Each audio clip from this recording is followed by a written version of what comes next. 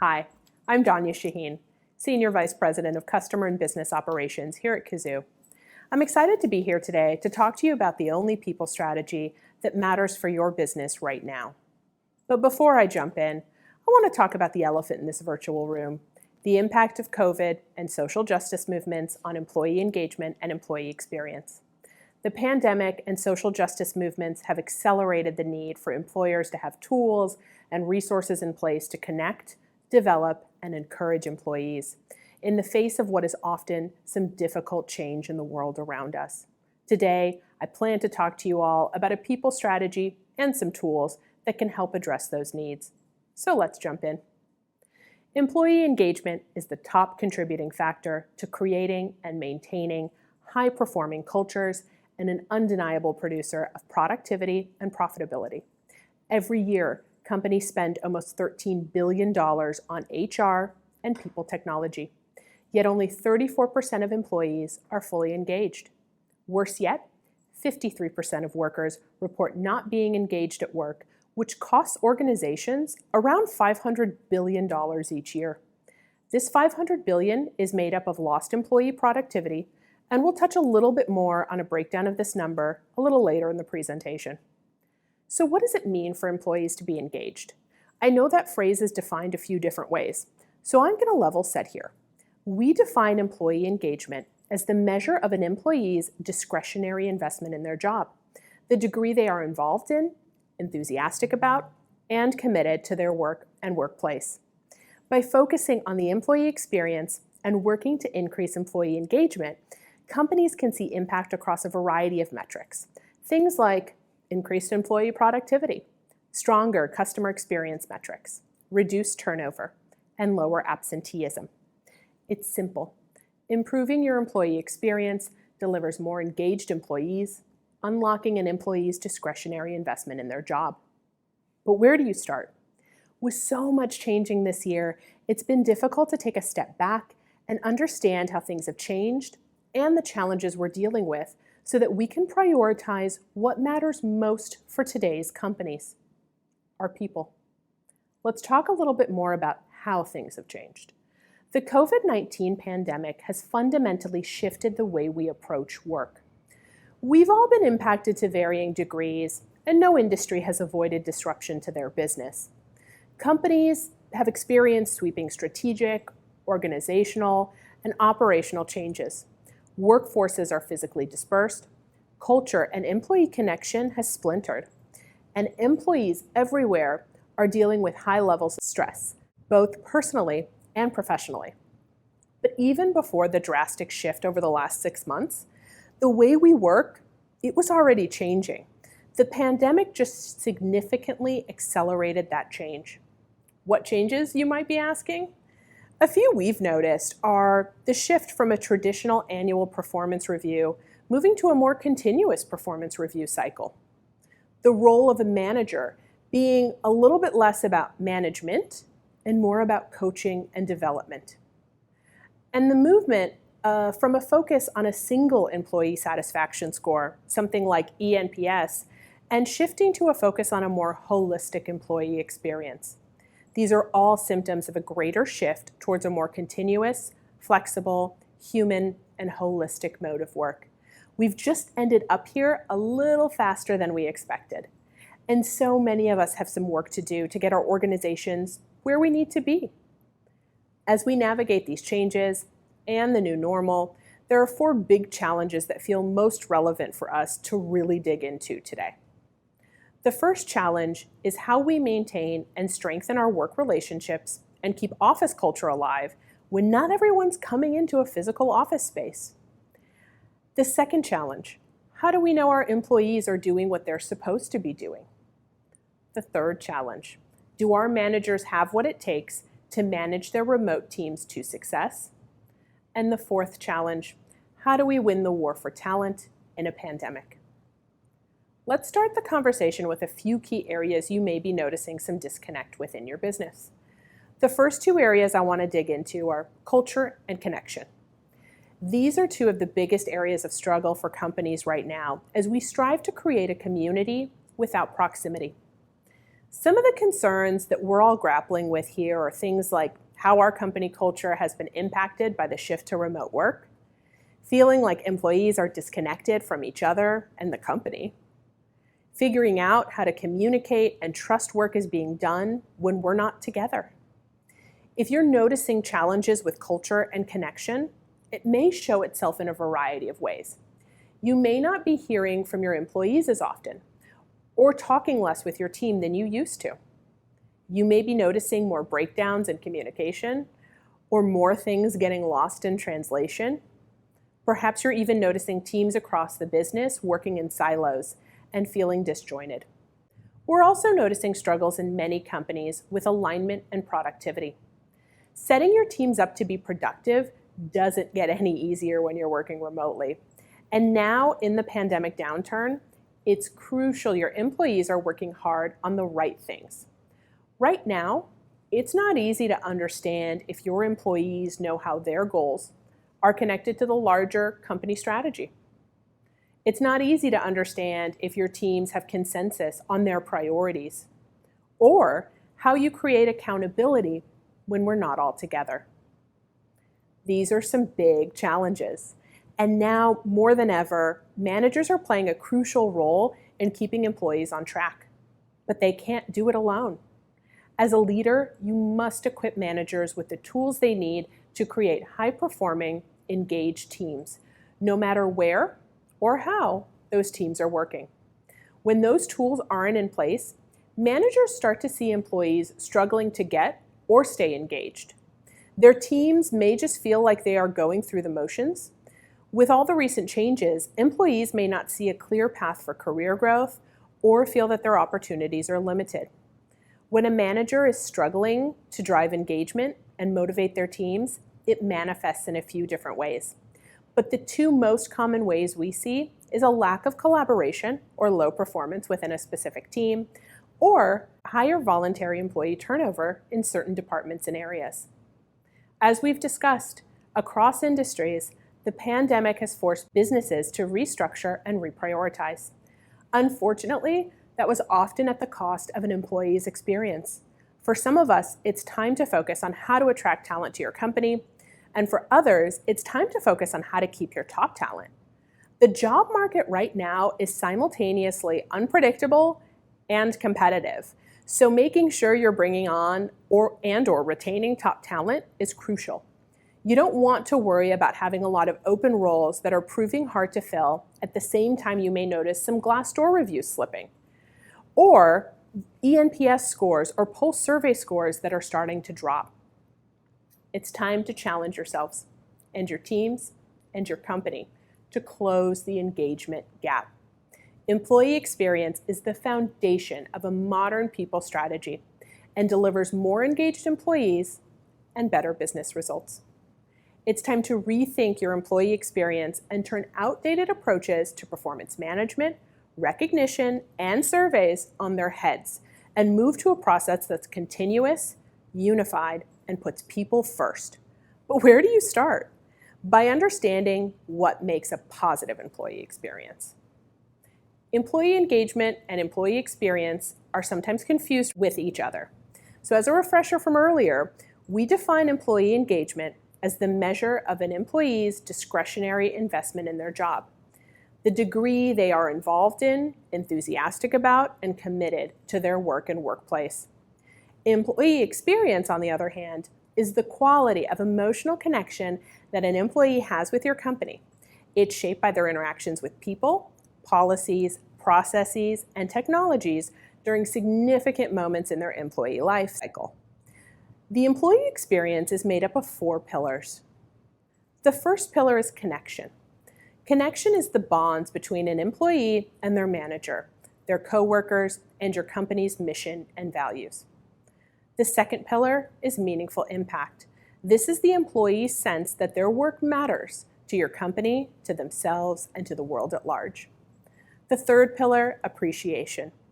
An employee knowing that their work has value and is being recognized and rewarded for their contributions. And the fourth pillar is growth. Those are learning opportunities, continuous feedback, and ongoing support for career development. When all of these pillars are present, a workforce is inspired and the workforce is aligned. When one or more of these pillars is missing, a company's alignment and inspiration becomes imbalanced, leading to a strained employee experience. There are 4 types of employee experiences that are prevalent in companies today. The first experience is a surviving employee experience. Employees in a company with a surviving employee experience are, for the most part, neither inspired by the company's mission nor aligned with their day-to-day work. Employees don't feel connected to their peers or their leaders, and they don't feel appreciated for their contributions. They can't clearly find meaning in their work for either the company or the greater world at large, and they don't see a path to grow their career. In an off-course organization, the business might have high inspiration but low alignment. Off-course companies do a great job of instilling strong cultures and exhibiting their core values consistently, but the company isn't aligned on goals. So the employees they'll spend time on the wrong things. Though employees find their work enjoyable, many of them will end up leaving for a better opportunity because of their inability to develop a thriving career within this organization. For companies with a bare minimum employee experience, they have low inspiration but high alignment. Their workforce is disengaged but productive. At companies doing the bare minimum, the company may be functioning efficiently and profitably with employees doing work that is clearly aligned with the company's goals, but employees aren't excited about their work. They don't feel connected to the company's mission or their coworkers, and they don't feel appreciated for their efforts. Lastly, a thriving employee experience. We all aspire for this. They're companies that got high inspiration, high alignment, and a workforce that's engaged and productive. Thriving organizations have employees who find meaning in their work, as well as plenty of growth opportunities for themselves. Employees feel aligned with the trajectory of their employer. They feel connected to each other, their leaders, as well as appreciated for their contributions to the company. What I've seen at Kazoo and with our customers is that to get to thriving, companies have to create an organization that can grow in the face of future disruption. Moreover, they've got to put people and the employee experience at the foundation for the company. And most importantly, you have to make thriving and getting to thriving a priority. A recent Harvard Business Review survey suggests that treating engagement and performance holistically drives business value. In fact, 32% of respondents saw the disconnect between employee engagement and performance management systems as one of the greatest barriers to getting business value from their company's investments in employee engagement. In this new age of work, we need to stop siloing engagement, recognition, and performance, and instead bring them together to better serve our people. Earlier, I talked about the challenges that many of your organizations are facing right now. To solve these challenges, your company needs to prioritize the employee experience to create engaged employees no matter where they or you are working. To do this, there are 5 components to focus on. The first component is goals and OKRs. The second component, feedback. The third component, conversations. The fourth component, recognition. And the fifth component, incentives. Each component is key to employee engagement by itself. But creating a truly high-performing culture requires all components to come together to reinforce and amplify one another. For example, recognition reinforces goal setting, while one-on-one conversations better enable managers to review feedback an employee has received. By combining goals and OKRs with feedback, ongoing conversations, and appreciation, your employees become more engaged, your managers become better leaders, and your productivity and business performance improves. Now let's take a look at each component in a little bit more depth. High-performing cultures start with alignment to your company's top priorities and the ability to connect individual, department, and company goals. Clear visibility and alignment to the priorities up, down, and across your business ensure everyone has an understanding of the importance of their work. Alignment and connection to the bigger company mission and goals is even more critical for dispersed or virtual workforces, where there's a greater risk for miscommunication or key ideas getting lost in translation. OKRs are also an important exercise in inclusivity, enabling your employees to establish a stake in the game and meaningfully contribute to your company's goals. The more connected they feel to your objectives and the more clearly they see how their work impacts the business, the more committed they'll be to achieving their individual goals. Clear measures of success provide transparency into what's on track and what needs extra attention. No more putting goals on the shelf to collect dust. For companies that encourage learning and growth mindset, feedback is huge. Regular, well-considered feedback supports open communication, collaboration, and innovation between peers, direct reports, and managers. By removing the friction of giving and receiving timely feedback, your company can ensure feedback is always meaningful and actionable, while empowering employees to make feedback a part of their everyday. To further enrich valuable feedback, use employee surveys to help you gain a deeper understanding of engagement. Pulse surveys, ENPS, custom questionnaires let you frequently tap into the employee voice and gain a greater perspective of what's happening across your organization. Across our many customers, and even within our own company, we've been using feedback as a way to better understand how to develop engagement in an environment that is rapidly changing. At Kazoo, we now do a pulse survey in the middle of each quarter. We use those pulse survey results to benchmark ourselves as a company. We look at trends in sentiment as well as participation rates. We also cut this data by department and geographic region. And then we use what we've heard to make decisions and show employees that we're listening to their feedback. No matter the makeup of your teams or where or how they work, it's always important that your employees feel both seen and heard.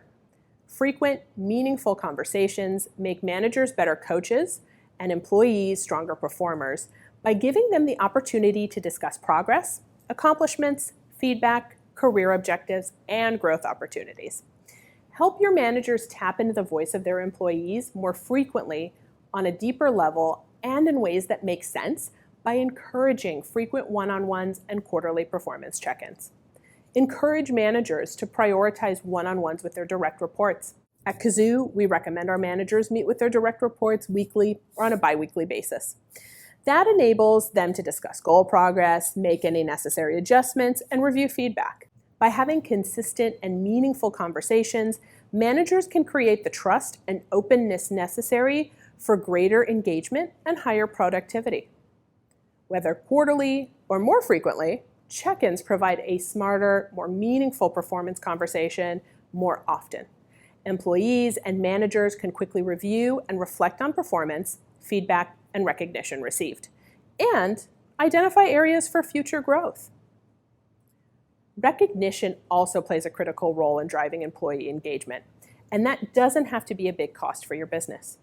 Impactful recognition programs create connected culture and a sense of appreciation. They reinforce core company values, drive company-wide initiatives, and align employee behavior to key business goals. Recognition makes your employees feel seen and appreciated, and it doesn't have to be complicated. I encourage you to find a way to celebrate both the large and the small employee accomplishments, since 81% of employees say they feel motivated to work harder when their boss shows appreciation. 81%, that's huge. Take it a step further. Connect recognition to goals by celebrating goals met, but also recognize good effort, ambition, and smart work.